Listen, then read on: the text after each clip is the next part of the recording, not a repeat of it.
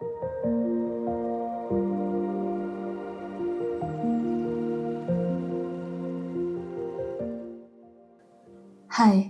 and welcome to The Third Spring, a podcast where we talk about women's health, aging with strength, and navigating the seasons of womanhood through the lens of being an Asian woman.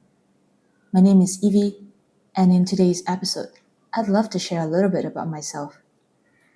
I was born in Hanoi, Vietnam, and spent the first 15 years of my life there.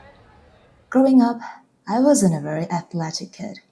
While my parents were busy at work, I spent a lot of time at my grandma's house watching Chinese or Korean dramas on TV. The Chinese classics like Tian Long Ba Bu, Journey to the West, and Bao Qing Tian gave me this childhood dream of roaming the world as a free spirit, practicing martial arts and fighting against injustice. And then there were the Korean dramas, Autumn in My Heart, Winter Sonata, that turned me into a hopeless romantic. Oops, probably not the healthiest way to model relationships. But it took me many years to start unraveling those ideas. And that's gonna be a story for another day.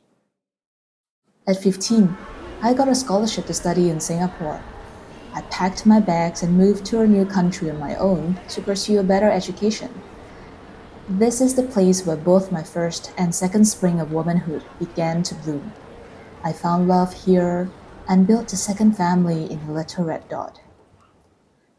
As a Southeast Asian woman, I've always been bigger in size compared to my peers, even as a kid. Growing up in Vietnam, it was always a struggle for my mom to find clothes that fit me.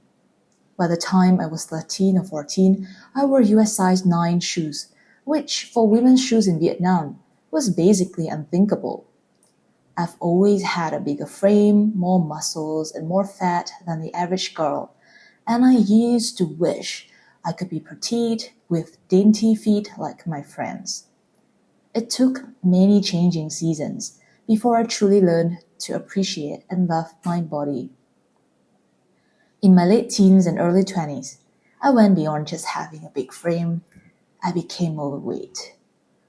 I remember in my second or third year of university, I had a moment of realization. 10 years from now, if I ended up with health issues, I would only have my current self to blame. And that thought alone was powerful enough to make me want to change. So I started running, the only form of exercise I knew at the time. I had no idea what I was doing and probably did a ton of things wrong. But honestly, because I had been idle for years, any movement at all was progress. I started shedding some weight. That is until I hit a plateau. For a couple of years, I stayed within a normal body fat range until COVID hit. Between stress, poor diet, and significantly less movement, my body fat crept back up to unhealthy levels. Stepping on the scale became a stressful experience. Around that time, my husband, who was then my boyfriend, introduced me to weight training. Up until then, I had mostly done cardio, like running or group aerobic classes. Through him, I started learning about the importance of building and maintaining muscle. But it wasn't an immediate success. Even though I understood how important it was, I found it hard to stay committed.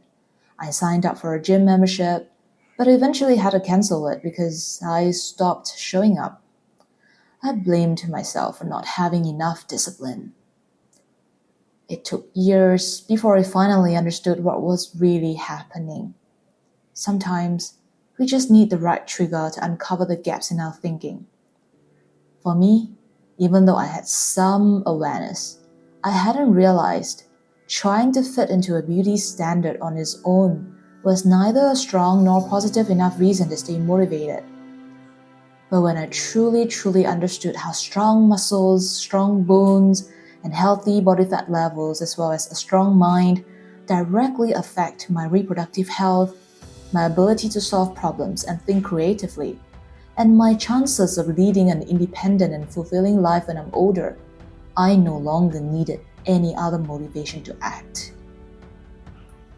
To everyone listening to this episode, if you've ever struggled with body image or fitness, I want you to know you are not alone. We all carry stories in our bodies, some we've inherited, some we've written ourselves. This podcast is not about chasing perfection. It's about reclaiming our strength, embracing our changing bodies, and showing up for ourselves with compassion. I'm so glad you're here.